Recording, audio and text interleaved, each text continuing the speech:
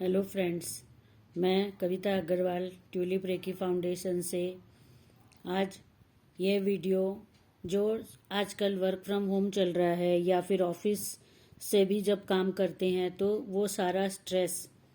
Ladies हो या gents हो वो घर तक लेकर आते हैं और उनके आपसी रिलेशन पर भी इसका बहुत अच्छा इफ़ेक्ट आता है, क्योंकि वो सारा टेंशन उनका घर तक आता है और घर पे आने के बाद वाइफ और हस्बैंड का एक दूसरे पर या बच्चों पर या और जो घर के लोग हैं उन पर भी उसका इफेक्ट अच्छे से दिखाई देता है। उसे रोकने के लिए अगर आप शुरू से ही कुछ रूल्स अगर बना लेते हैं आपस में, जिससे कि वो झगड़े आपके बेडरूम तक या आपके घर तक,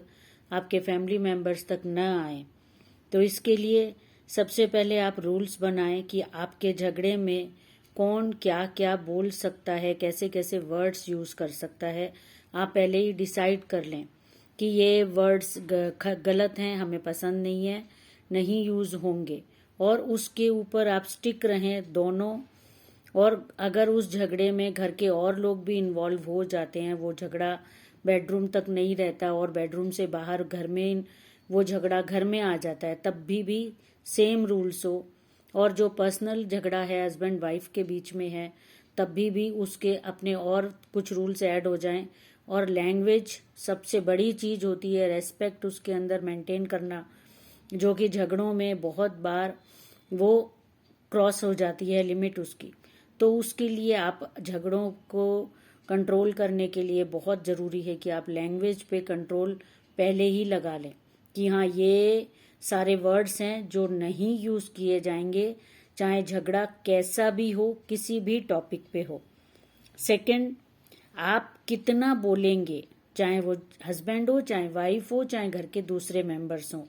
कितना बोलेंगे, किस बारे में बात करेंगे जब झगड़ा जिनके भी बीच में हो रहा है, चाहे पूरी फैमिली के बीच में हो, चाहे हस्बैंड वाइफ के बीच में हो, आप क्या बोलेंगे, कितना बोलेंगे, वो आप पहले ही डिसाइड कर लीजिए कि हमें 10 मिनट ही बात करनी है। कोई भी बात हो जाए, 10 मिनट उसका मैक्सिमम टाइम है। या आपको लगे कि नहीं 10 मिनट नहीं, हमें 15 मिनट रखना चाहिए, हमें 15 मिनट से ज़्यादा तो आप कोशिश करें कि ना ही रखें, क्योंकि वो झगड़ा उस लिमिट से क्रॉस होगा अगर आप उतना सारा टाइम मिल जाता है बात करने का। तो आप उसको पहले ही लिमिट कर दें कि 10 से 15 मिनट के अंदर हमें उस बात को, चाहे वो बात अभी अधूरी ही है, क्योंकि झगड़े में बात हमेशा ऐसा लगता है कि अधूरी है, अभी और बताना है हमें दोनों को, या जितने भी लोग उसमें इन्वॉल्व हैं सबको ऐसा लगता है कि अभी हमें और बोलना था, अभी तो हमें ये भी बताना था। तो इस तरीके से वो चलता रहता है और कोई भी कुछ ना कुछ बोलता रहता है। तो वहाँ जरूरी होता है कि चुप हो जाएं और कोई भी एक पर्सन, हस्बैंड या वाइफ या दूसरा कोई मेंबर, वहाँ से चला जाए, दूसरे रूम में चला जाए या अपने काम पे चला जाए, या कोई किचन में जाना है तो वहाँ चला जाए, इस तरीके से उस प्लेस से हट जाए जिससे वो बात वहाँ खत्म हो जाए और सब अपने अपने काम पे लग जाएं। थर्ड होता है कि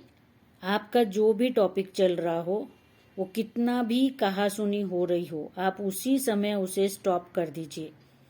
जैसे ही टाइम लिमिट होता है या बच्चा बीच में आ गया और आपने डिसाइड किया हुआ है कि बच्चे के सामने नहीं बात करनी है, ये तो जरूरी से डिसाइड कीजिए, क्योंकि बच्चों पर झगड़ों का बहुत बुरा इफेक्ट होता है। तो आप ये पहले से रूल बना लीजिए कि बच्चे घर में होंगे या फिर बच्चे अगर आ जाएं उसी समय, तब आप बात नहीं करेंगे किसी भी उसमें जो बात बहस में जाने वाली हो, जो बात लड़ाई बनने वाली हो, उस पर आप बात नहीं करेंगे। और अगर कोई बात शुरू हो गई और अब वो अभी पता नहीं था कि वो बात बहस बन जाने वाली है या उसका कोई ऐसा इफेक्ट होने वाला है जिससे बच्चों पर इफेक्ट आएगा, और वो बात बढ़ गई, तो आपकी जैसे ही टाइम लिमिट आ गई, 15 मिनट या 10 मिनट आपने जो भी सोचा था,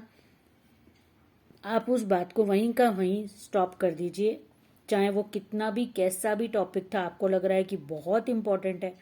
तब भी आप उसे स्टॉप कर दीजिए बच्चों के आते ही रूम में। और आप उस बात को, बच्चे जब घर पे ना हो या आप खुद बाहर कहीं भी कार में कहीं बाहर सुनसान जगह पे जाकर वहाँ खड़े होकर बात करें, कार के अंदर या कार के बाहर, या कहीं और जाकर आप बात करें, कोई पार्क में चले जाएं। पब्लिक प्लेस पर या किसी रेस्टोरेंट में बात करने से भी बहुत अच्छा रहता है, क्योंकि वहाँ आसपास लोग होते हैं और वो झगड़ा बहुत अच्छी तरीके से वहाँ पर बातचीत हो पाती है। झगड़े में नहीं बदलती बातचीत, चाहे टॉपिक आपस में कितने ही ऐसे टॉपिक हैं जो कि झगड़े में उनमें आएगी ही आएगी, एक दूसरे को गुस्सा आएगा, तब भी वो क्योंकि लोग आसपास हैं, कॉफ़ी शॉप है, कोई रेस्टोरेंट है, आप बात करें कॉफ़ी पीते हुए, पानी पीते हुए। ज़रूर से पानी और कॉफ़ी को अपने साथ रखें। और पब्लिक प्लेस में बात करने से वो बात हद से एक्स्ट्रा नहीं जाती है, अंदर रहती है वो हद में, क्योंकि आप पब्लिक प्लेस पे हैं। घर में, बेडरूम में वो बात करने से, क्योंकि कोई नहीं है वहाँ, और बच्चे अगर अपने अपने रूम में हैं तो भी इंसान उस समय गुस्से में भूल जाता है कि बच्चों पर इफेक्ट आ रहा है, बच्चे सुन रहे हैं, डिस्टर्ब हो रहे हैं, उनकी पढ़ाई पे इफेक्ट आना शुरू हो जाता है, उनकी कंसंट्रेशन पे इफेक्ट आना शुरू हो जाता है, उनके मन में, बच्चे चाहे ऊपर से नहीं बोलते पेरेंट्स को क्योंकि वो छोटे होते हैं, लेकिन वो अंदर से बहुत इनसिक्योर और डिस्टर्ब होना शुरू हो जाते हैं, और वो अंदर ही अंदर इनसिक्योर होने शुरू हो जाते हैं कि क्या हो रहा है हमारे पेरेंट्स के बीच में। 2-4 मिनट की बात को तो वो डाइजेस्ट कर लेते हैं कि चलो कुछ बात नहीं है, नॉर्मल हो गया सब कुछ। लेकिन जब लंबे लंबे झगड़े और जोर जोर से झगड़े होने लगते हैं, सीरियस होने लगते हैं, बातचीत बंद हो जाती है उसके बाद, तो बच्चों पर उसका बहुत बुरा इफेक्ट आता है। तो ऐसे में आपका बच्चों के सामने बात न करना बहुत अच्छा रहेगा। आप इसे भी एक रूल बना सकते हैं। एंड इसके बाद आप आवाज़ ऊंची नहीं होनी चाहिए, बहुत बैलेंस, थोड़ी नॉर्मल जो आवाज़ होती है जो बेडरूम से बाहर नहीं जाए। और ऐसी आवाज़ में अगर जैसे बात नॉर्मल से शुरू हुई, पता ही नहीं है कि वो बात ऐसी होने वाली थी, बढ़ने वाली थी, तब भी और अचानक कोई बात ऐसी आ गई कि वो बात ऊंची आवाज़ में जा रही है, तो आप आवाज़ को पहले ही लिमिट में डाल दीजिए कि आवाज़ ऊंची नहीं होगी।